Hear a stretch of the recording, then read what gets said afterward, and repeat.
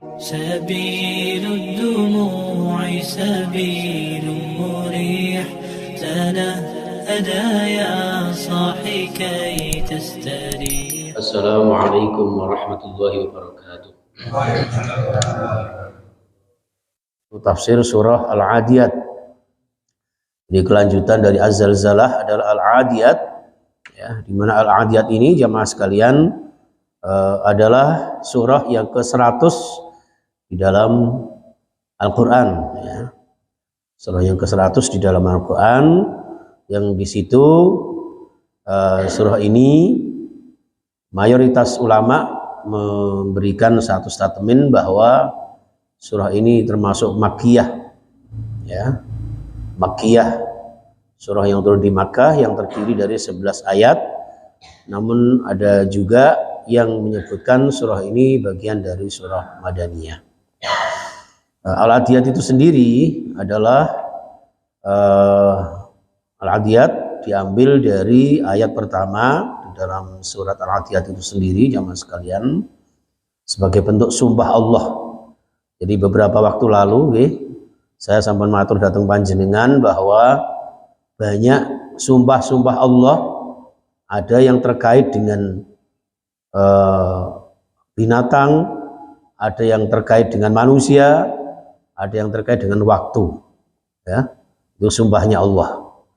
Dan sesuatu yang dibarengi dengan sumpah Allah, jamaah sekalian, itu termasuk suatu perintah atau suatu peristiwa yang sangat dahsyat, peristiwa yang sangat hebat. Maka termasuk wal adiyati, ya. Ayatnya seperti ini jamaah sekalian. Wal adiyati dhabha. Ini ngapunten saya gambari kuda ini bukan berarti panjenengan kudu pacuan kuda, ya. Karena hubungannya dengan kuda yang berlari kencang. Ya, kuda yang berlari kencang. Ini bunyinya wal adiyati dhabha fal muriyati qadhan fal mughirati subha fa atharna bihi naq'a wa sawqna bihi jam'a innal insana li rabbih lakanud wa innahu ala dzalika lasyahid wa innahu li hubbil khairi lasyadid afala ya'lamu idza bu'thira ma fil qubur wa hussila ma fis sudur inna rabbahum bihim yawma idzil la khabir. Sadaqallahu azim. Adapun asbabun nuzulnya, jamaah sekalian, dari surah Al-Adiyat ini ada suatu hadis yang diriwayatkan oleh Imam Al-Bazzar, ya. Jadi ternyata Bazar Agustusan itu diambil dari nama Imam Al-Bazzar, kira-kira begitu, tapi nggak ada hubungannya, Pak. Jangan dihubungkan, ya. Kemudian Ibnu Abi Hatim, ya, dan Imam Hakim itu sendiri tentang asbabun nuzul ayat 1 khususnya, ya. Jadi ayat 1 di dalam satu surat itu, Bapak Ibu yang saya muliakan, tidak semuanya dalam konteks satu asbabun nuzul. Bahkan di surah Al-Baqarah itu berbagai macam kronologi, ya, berbagai macam latar belakang turunnya ayat. Jadi sesuai dengan kebutuhan Rasulullah Shallallahu Alaihi Wasallam. Termasuk surah Al-Adiyat ini, jamaah sekalian, ya, terutama ayat 1, di situ Imam Ibnu Abbas meriwayatkan bahwa Rasulullah Shallallahu Alaihi Wasallam mengirim sekelompok pasukan berkuda, ya. Jadi selama satu kesempatan itu, ya, tidak ada kabar, ya, tidak ada kabar hasilnya bagaimana, pertempurannya seperti apa, ya, mereka hidup atau mati, Indonesia akan merdeka atau mati, ya. Di sana hidup atau mati. Insya Allah kalau hidup, hiduplah ish kariman, gitu, aumut syahidan. Nah, hidup ya hidup yang mulia, kata panjenengan semua. Kalau meninggal, insya Allah mudah-mudahan meninggal dalam keadaan syahid. Nah, syahid itu jamaah sekalian ada dua macam, gitu. Ada syahid dunia akhirat, ada syahid akhirat. Ada juga ulama yang menyampaikan ada syahid dunia. Syahid dunia itu mungkin yang kelihatan amalnya baik menurut penglihatan kita, meninggalnya baik, maka itu syahid dunia. Tapi akhiratnya belum tentu. Wallahu alam. Yang kedua, syahid akhirat. Itu orang yang jelas-jelas matinya dalam keadaan husnul khotimah. Menurut persaksian kula jenengan meninggalnya dalam keadaan baik, iman, Islam, beramal kebajikan, termasuk orang yang suka ilmu, kados panjenengan itu termasuk sabilillah. Jadi sabilillah itu maknanya secara zahiriyah adalah perang di medan juang, tapi secara nisbi termasuk panjenengan yang mencari ilmu, ya, di Darul Hijrah mengadakan kajian-kajian, ya, dalam konteks panjenengan menggantungkan hatinya ke masjid rumah Allah ini, maka suatu saat panjenengan diambil Allah, insya Allah meninggalnya dalam keadaan syahid akhirat. Ya, itu. Nah, syahid dunia akhirat ya tentu yang memang meninggalnya di medan peperangan, ya. Jadi jangan karena kita, misalnya saya ya, pas ngaji, ya, tiba-tiba mati, itu insya Allah syahid. Ya, tapi cuma mati di sini, rawon ini enak. Ya, umpama ini. Ya. Nah, ketika mati dalam keadaan saya ngaji, datang panjenengan umpama, ya, jangan terus mentang-mentang saya mati dalam keadaan ngaji, lalu anak saya, nggak usah dimandikan, terus pakai jubah itu aja langsung dikubur, tidak boleh. Karena syahidnya syahid akhirat. Ya, tapi kalau dunia akhirat, misalnya si fulan, ya, peperangan di medan juang, mati membela agama Allah, melawan orang-orang kafir, ya, atau melawan penjajah yang notabene di situ negaranya mayoritas Muslim seperti di Indonesia, sehingga Syekh Hasyim Asy'ari menyampaikan hubbul watan minal iman, cinta tanah air sebagian daripada iman, kemudian meninggal dalam keadaan peperangan, maka itulah syahid dunia akhirat. Jadi kuburkan seperti baju yang dia pakai, ya, itu. Bedanya hanya di situ jamaah sekalian. Baik jamaah rahimakumullah yang saya muliakan, memang terjadi khilafiyah, ya. Ada yang mengatakan Makkiyah, ada yang Madaniyah. Termasuk yang mengatakan Madaniyah adalah tadi Imam Al-Bazzar, Ibnu Abi Hatim, dan Imam Hakim.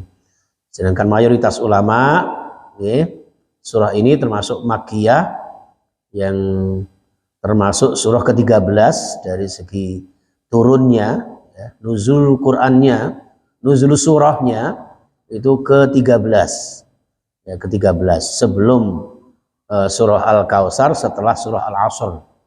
Ini mas sekalian, di hebatnya Al-Quran itu dikaji dari manapun, ya, itu insya Allah tidak ada putusnya, pasti nyambung.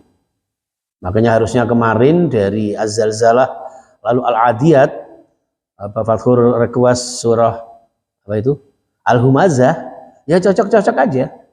Misalnya dari Al-Adiyat lalu kita mengkaji surah An-Nas, saged mawon, ya, karena An-Nas itu kan manusia.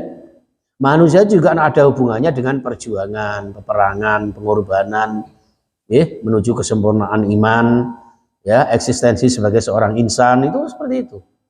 Itu jamaah sekalian. Nah, lalu dalam urutan mushaf Utsmani, ya, Zaid bin Sabit menyebutkan, mengurutkan bahwa surah Al-Adiyat ini adalah urutan yang ke-100 setelah surah Az-Zalzalah. Adapun isi kandungannya jamaah sekalian, ya, jika surah Az-Zalzalah ini bagus, ini apa LCD-nya ini. Jadi suara audio di laptop langsung bisa masuk di layarnya, ini tidak semuanya seperti itu. Biasanya layar hanya menangkap gambar, suara tetap dari laptop. Mengenai panjenengan bersyukur, mudah-mudahan Darul Hijrah semakin barokah. Ini semangat panjenengan ini ya Allah, luar biasa. Adem-adem, ngantuk-ngantuk, jenengan rawuh. Ini enggak semua orang. Makanya Rasulullah berani memberikan tantangan buat panjenengan. Orang yang sholat jamaah subuh, ya, orang yang sholat subuh berjamaah, ada dua riwayat menyebutkan. Yang pertama, laksana sholat sunnah semalam suntuk. Padahal di antara sekian ini belum tentu sholat tahajud semalam suntuk. Ini warkop buh gak roh. Itu.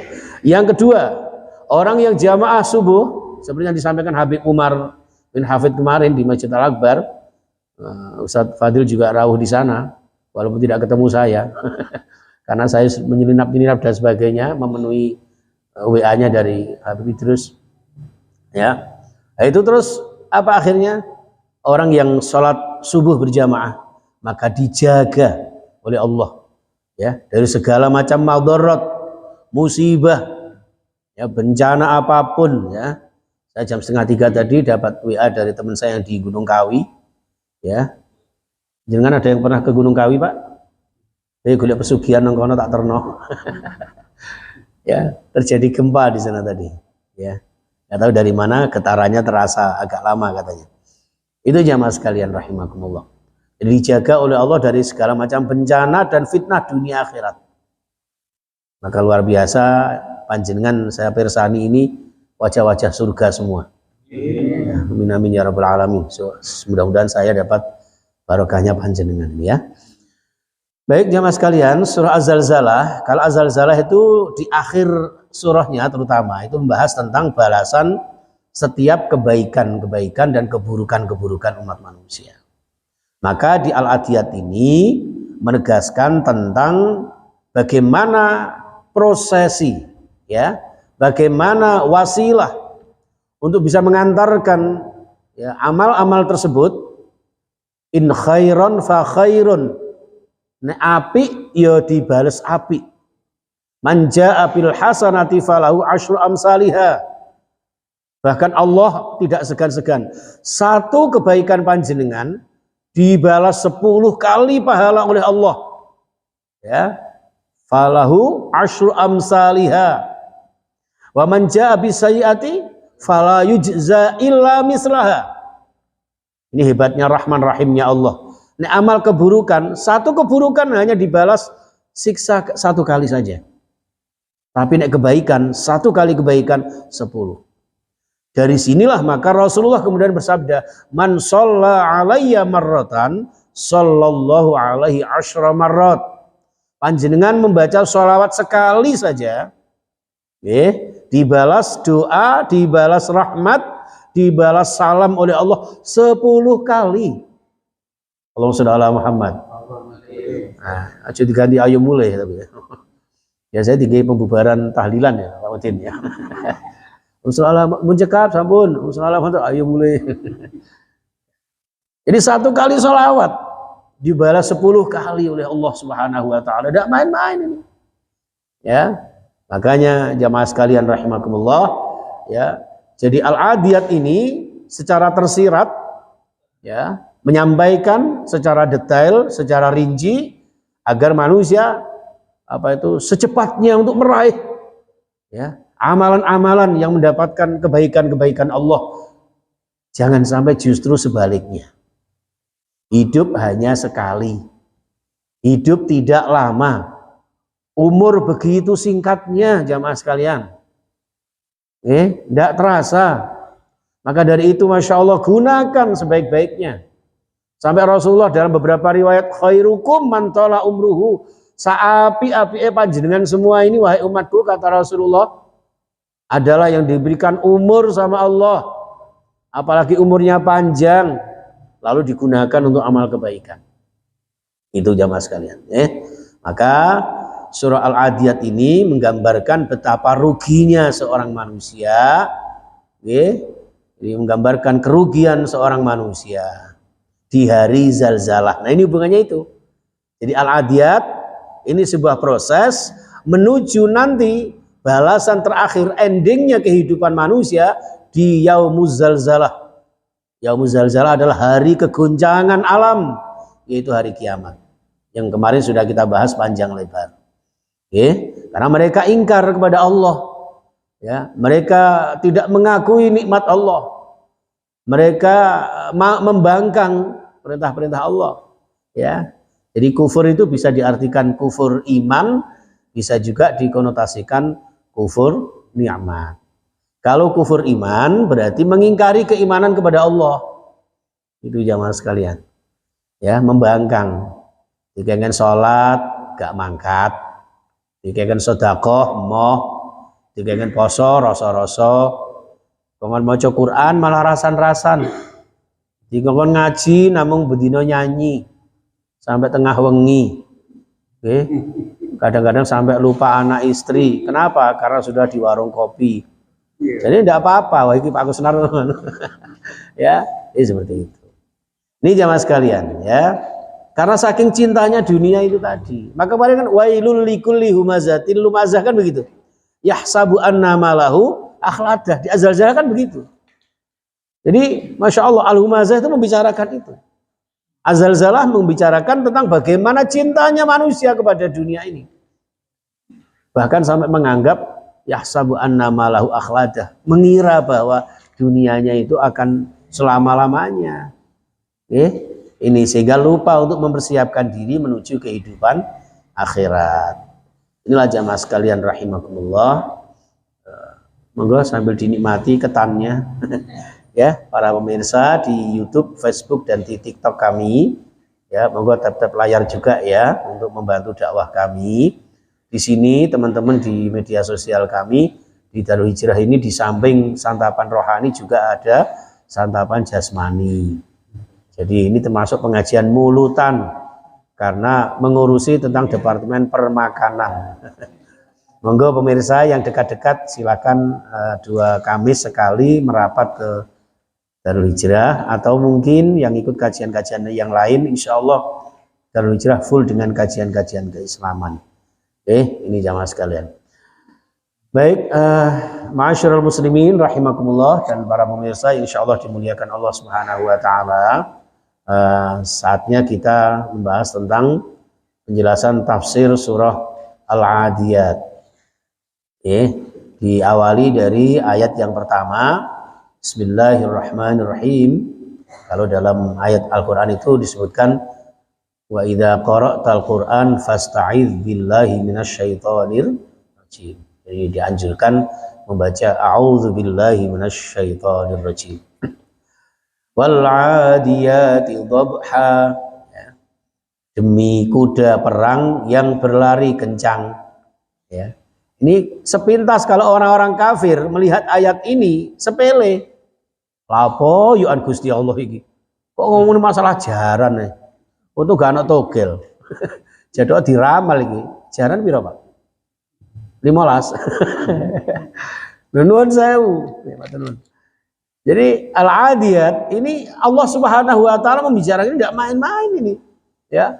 Apalagi ditambah dengan dhabhan dalam keadaan ngos-ngosan. Ya.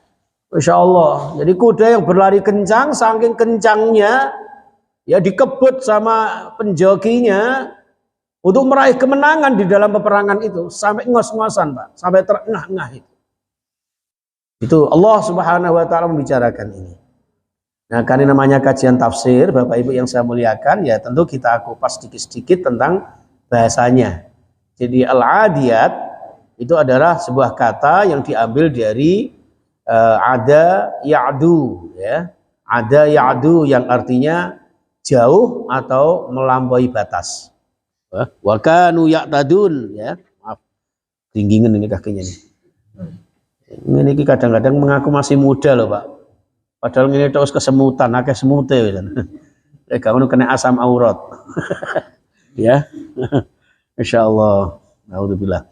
Ada ya'du. Ini kayak gak sopan ini ya. Saya sungai ada apa ya Pak ya, kamu tenang. Ya, insyaallah. Melampaui batas. Dari ya'tadun itu kan dari kata ada ya'du. Ya. Dan dari kata itulah jamaah sekalian, dari kata itulah maka muncul berbagai macam kalimat, berbagai macam makna, berbagai macam kata. Ya. Misalnya al-aduwu. Aduwun itu artinya kan musuh. Aduwwu mubin, musuh yang nyata seperti itu. Ya. Kenapa musuh itu diambil dari kata ada ya'du? Karena musuh itu yang namanya orang bermusuhan, Bapak Ibu, ya tentu berjauhan hati dan perasaan. Ya. Jadi tidak mudah menerima kebenaran karena permusuhan. Ya. Orang itu kalau cinta katanya apa itu? Terlendong rasa coklat gitu kan. Tapi kalau sudah benci, ya kan, kadang-kadang kebaikan-kebaikan nggak ada apa-apanya. Kebenaran-kebenaran sudah nggak bisa diterima dengan hati mereka karena ada perasaan benci. Nah orang yang benci bermusuhan seperti itu maka disebut dengan ada ya'du, kemudian muncul al-aduun, ya, al-adu musuh. Ada juga jamaah sekalian ya yang mengartikan bahwa al-adu artinya berlari kencang, berlari cepat dalam menempuh jarak jauh dalam waktu yang singkat. Seperti kalimat udwan ya, sehingga diartikan juga agresi, penyerangan. Itu. Jadi orang yang menempuh kebenaran itu harusnya secepat itu. Ya, secepat itu. Maka Sayyidina Umar bin Khattab radhiyallahu an yang sering kita dengar ya, i'mal lidunyaka ka'annaka ta'ishu abada wa'mal li akhiratika ka'annaka tamutu ghada. Jadi kalau jenengan itu kalau amal ke dunia itu ya santai saja, besok masih ada hari, seakan-akan hidup selamanya. Ya, maem sak cukupe, ngoten lho. Rizki ku pokoknya cukup, gak usah akeh-akehan, Pak. Nggih, golek bondo iku sing penting pokoknya cukup. Ngoten lho, Pak. Damel tuku soto cukup, gitu. Nyayur lodeh cukup, damel nyate cukup, gawe omah tingkat cukup, budal haji cukup, sing penting niku. Ndak usah akeh-akehan, sing penting cukup dene kok ana turah ya alhamdulillah, wis ngono ae. Ini kemauan. Nah ini maka yang kita buru adalah wa'mal li akhiratika ka'annaka tamutu ghoda. Ini kok untuk urusan akhirat panjenengan, anggap saja malam ini kita masih hidup, tapi esok hari kita telah tiada. Malam itu saya sama istri saya masih bercengkrama. Pagi habis subuh masih guyonan sama anak-anaknya. Ya, nggak nunggu besok ternyata, hanya nunggu jam saja. Ya, saestu ngerti on arepe mati tak gandoli. Tapi Israel gak kena disogok. Allahu Akbar. Israel gak sakno aku rek dudohi rasane kaya ngene. Ya, itu. Tapi itulah ajal manusia. Jadi wa'mal li akhiratika, mumpung masih hidup segeralah untuk beramal kebaikan akhirat kita, seakan-akan esok hari kita tiada. Itu kalimat wal adiyati dhabha. Nah, kata al-adiyat ini ya secara umum ya tidak disebutkan siapa objeknya, siapa pelakunya. Yang menunggang kuda secepat itu tuh siapa? Kan ngeten, gitu. Berarti ini menggambarkan bahwa ya, kata al-adiyat yang tidak menjelaskan siapa penjokinya, siapa pelakunya ini, maka di situ menurut jumhur ulama menyampaikan yang dimaksud kuda yang berlari kencang itu adalah amalan-amalan kulon jenengan. Nih, upaya-upaya kulon jenengan harus secepat itu. Maka Imam sahabat Ali bin Abi Thalib radhiyallahu an atau karamallahu wajhah itu sampai menyebutkan al-adiyat itu artinya unta. Kenapa unta? Karena dengan alasan pada perang Badar itu. Kalau Ibnu Abbas dan jumhur ulama, jumhur sahabat menyampaikan bahwa al-adiyat ini adalah kuda yang berlari kencang karena memang dalam peperangan itu kebanyakan memakai kuda. Unta itu hanya 2 atau 3 gitu aja. Tapi Ali bin Abi Thalib menyampaikan ini al-adiyat adalah unta karena waktu itu bersamaan dengan perang Badar di mana kaum muslimin banyak yang mengendarai unta. Hanya 2 ekor kuda saja yang ditunggangi oleh Az-Zubair dan Al-Miqdad seperti itu. Ini jamaah sekalian rahimakumullah. Jadi memang banyak penafsiran-penafsiran Al-Qur'an ya, yang pada intinya adalah monggo kula jenengan melalui surah Al-Adiyat ayat yang pertama ini ya, kita jadikan hidup kita yang sekali ini laksana kuda yang berlari kencang seperti itu. Ya, jadi sifat-sifat yang ada di dalam surat ini ya ada pada kuda. Kalau unta itu melakukannya gelandok gitu ya, pelan-pelan gitu. Tapi kalau kuda bisa berlari kencang. Tuh. Jadi dari mengeluarkan dengusan ya saat berlari dan sebagainya sampai mengeluarkan percikan api dari teracak kuda itu ya, yang terkena batu itu kan ya, kena gesekan itu kemudian sampai memercikkan api. Kita pun demikian. Jadi secepat itu panjenengan amal soleh, amal kebaikan, tentu ada hasil kebaikan keberkahan di dalam kehidupan kula jenengan. Begitupun keburukan, jadi pasti ada dampak-dampak negatifnya. Sedangkan kata dobhan, jamaah sekalian, adalah dengusan nafas saat berlari, yang oleh Imam Ibnu Abbas disampaikan tidak ada binatang yang punya sifat seperti itu kecuali kuda atau anjing. Ya, dari sini maka mayoritas ulama dan sahabat Al-Adiyat disebutkan sebagai kuda bukan unta. Berbeda dengan Ali bin Abi Thalib.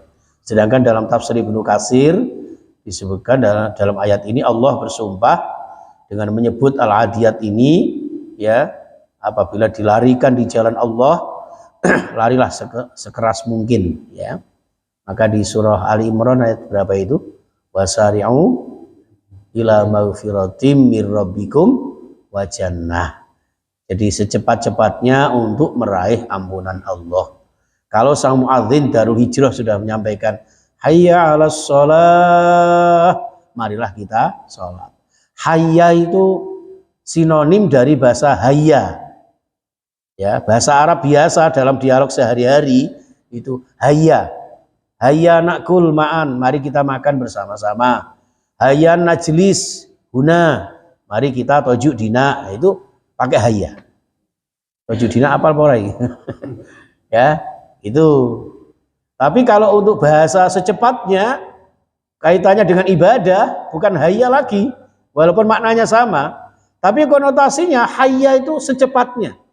Marilah secepatnya. Halas sholat, untuk menegakkan sholat. Supaya apa? Supaya hayya alal falah. Supaya juga secepatnya mendapat kebahagiaan. Ya, panjenengan kepengen secepatnya dapat kebahagiaan dari Allah, ya cepat-cepatlah mendatangi Allah. Ya, jaga sholat kita, maka Allah pun akan menjaga diri kita. Ya, rawatlah sholat kita, maka Allah pun akan merawat kehidupan kita. Sampai-sampai banyak sekali ayat yang menyebutkan tentang sholat wajib, sholat sunnah, gitu. Sampai ada resepnya sendiri-sendiri, Bapak Ibu. Panjenengan kepengin soge, ono sholat duha. Kepengin milih sehingga dijudo, judo rondo, gitu. Nah, niki sholat istikharah. Aku dino sholat istikharah iki, Pak. Durung ketemu belas iki. Lho ngoten niku, Pak. Istikharah. Kepengin hajat terkabul, sholat hajat, gitu. Kok kathah niku. Nah, itulah hadirin. Begitupun surat Al-Quran itu para ulama menyebutkan bagaikan diagnosa. Panjenengan napa niku sakit kepala gitu, minum obat sakit kepala ben ilang sakit kepalae.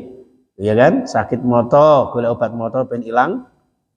Kok ilang moto ya kan? Ilang sakit moto dan seterusnya. Begitupun Al-Quran. Apapun masalah kula jenengan, jawabannya ada di Al-Quran. Ini maka kata dobhan ini mengajak kula jenengan yang dipakai perumpamaan oleh Allah sampai dijadikan sumpah oleh Allah adalah kuda yang berlari kencang. Maksudnya lah nek kuda mohon secepat itu loh Bapak Ibu. Kuda saja ketika disuruh cepat dia lari cepat itu. Kalau di kampung saya Bapak Ibu ada Dilman ya, Ababri di Jogja itu malah dihias bermacam-macam ini ya. Itu atau bahkan panjenengan yang dari Madura bede kerapan sapi. Nah, lewong kuda sapi kerbau bisa dimodifikasi seperti itu, ya, bisa dilatih, dididik untuk menjadi apa sesuai dengan kemauan tuannya. Dan ini kalau jenengan, gitu, masa sebagai manusia digulawentah sama Allah, dikongkon ibadah kok wegah, ya. Dikongkon maksiat malah cepat, ya. Dikongkon judi di sana sini, ya kan? Dikei urip gak patek tertib, ya, gak gelem eling mati, mentang-mentang cik urip nggodhoi Mbak Siti, wah repot. Nah niki nggih ngapunten. Ini jamaah sekalian rahimakumullah. Nah, sedangkan ayat 2 fal muriyati qadha, nggih, dan kuda yang mencetuskan api dengan pukulan kuku kakinya atau teracaknya. Al-Muriyat itu adalah orang yang menyalakan api. Jadi al-Muriyat itu dari kata waro, warian atau waria. Tapi bukan waria sing bencong loh Pak ini. Waria bahasa Arab nggih. Waria yari. Niki bahasa Arab itu diotak-atik niku kaya wong Jawa, Pak. Kalau sering matur datang panjenengan. Nggih. Semakin bahasa Arab kita kaji, semakin seneng sebetulnya. Ya, saya senengnya belajar bahasa Arab itu. Bahkan ngapunten, saya itu kalau ada kitab terjemah bahasa Indonesia, dengan saya mengkaji dari kitab aslinya, kitab kuning, itu lebih ngeh ya, lebih gampang nyantol kitab asli, kitab kuningnya. Baru nanti kalau ada yang bahasa yang tidak tahu, saya ambil kamus. Seperti itu, Pak. Saya ada kamus Al-Munjid itu seperti itu. Jadi Al-Muriyat ini jamak dari warian ya, atau waria yari yang artinya menyalakan api. Makanya hati-hati Pak, jangan aja cedek-cedek waria. Dari panas kabeh. Ngapunten guyon nggih. Nah, kata fa di sini Bapak Ibu itu adalah nyala atau percikan api akibat dari kencangnya larinya kuda tersebut. Maka fal muriyati ada fa-nya di situ. Jadi setelah wal adiyati dhabha, dengan larinya kuda yang begitu kencang, maka berakibat menumbuhkan, memunculkan percikan-percikan api dari teracak kakinya. Maka dikasih huruf fa, ya bukan wa lagi, tapi fal muriyati qadhan, ya kan? Yang mana qadhan itu jamaah sekalian, ya ini hebatnya ya kan, dari bahasa qadaha. Qadaha itu kalau saya dulu ketika bahasa Arab awal itu disuruh menghafalkan qadhun mangkok, milakotun sendok kayak gitu itu. Ya, rajulun cowok ngoten niku. Makadun dodok lah ngoten niku. Mbok apa neh sing ok padha ok ngono. Ya, itu seperti itu. Qadaha yang artinya mengeluarkan atau memercikkan sedikit. Jadi enggak banyak, piar-piar kan gitu ya. Itu seperti itu.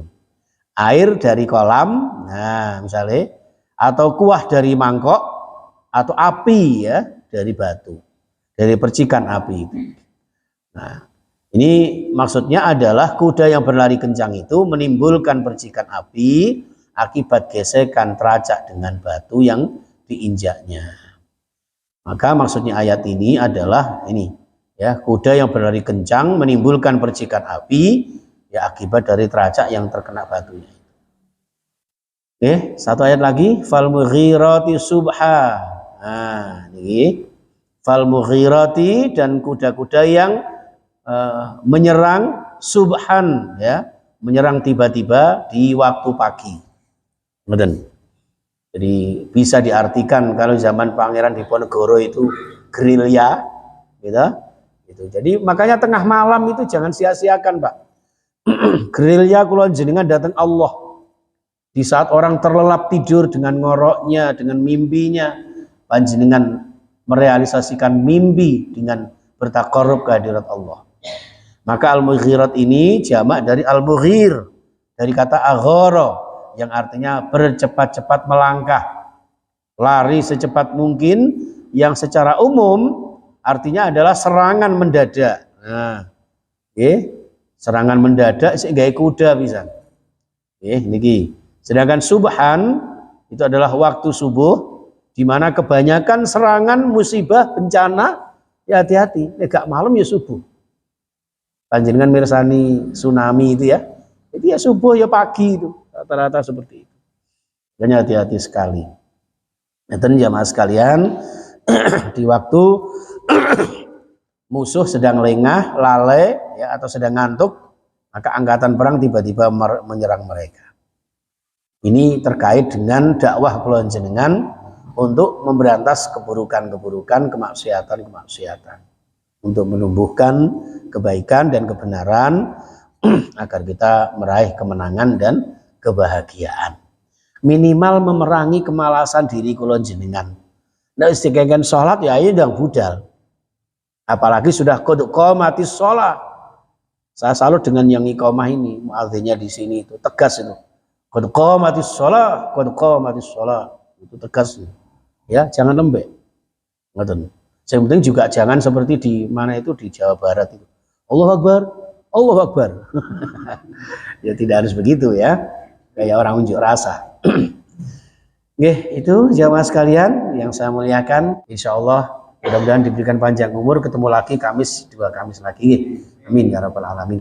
Bismillahirrahmanirrahim. Allahumma shalli wa sallim wa barik ala sayyidina Muhammad wa ala alihi washabihi ajmain. Alhamdulillahirabbil alamin. Allahumma arhamna bil Qur'an wa syfa'na bil Qur'an. Ya Allah, berikan kami rahmat-Mu dengan Al-Qur'an. Berikan kami petunjuk-Mu melalui Al-Qur'an.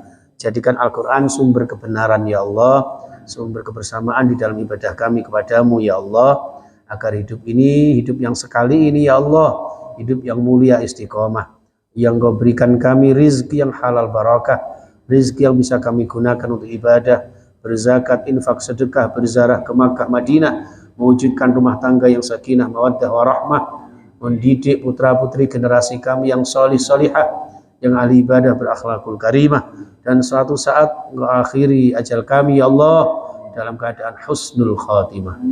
Rabbana atina fid dunya hasanah wa fil akhirati hasanah wa qina adzabannar. Walhamdulillahi rabbil alamin.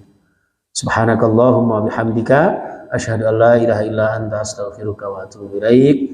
Assalamualaikum warahmatullahi wabarakatuh.